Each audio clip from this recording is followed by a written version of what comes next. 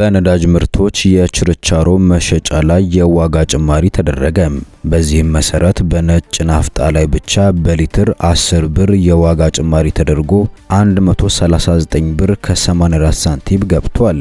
ቤንዚንም የ3 ብር ጭማሪ ተደርጎበት በሊትር 132 ብር ከ18 እየተሸጠ ይገኛል። የንግድና ቀጠናዊ ትስስር ሚኒስቴር ደብዳቤም የዓለም ነዳጅ ዋጋን መሰረት በማድረግ ከመጋቢት 1 ቀን 2018 ዓ.ም ጀምሮ የነዳጅ ምርቶች የችርቻሮ መሸጫ ዋጋ ላይ ጭማሪ መደረጉን ያሳያል።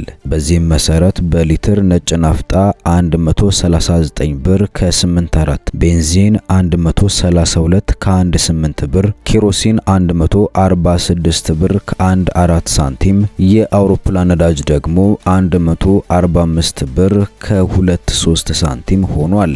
በዚህም ነጭ ናፍጣ ላይ የ10 ብር፣ ኬሮሲን ላይ ደግሞ የ7 ብር፣ ቤንዚን ላይ የ3 ብር በመጋቢት ወር በሊትር ጭማሪ የተደረገ ሲሆን በየካቲት 2018 ዓ.ም ቤንዚን 129 ከ12 ብር፣ ነጭ ናፍጣ 129 ብር ከ12 ሳንቲም፣ ኬሮሲን ደግሞ 129 ብር ከ12 ሳንቲም ይሸጡ ነበር።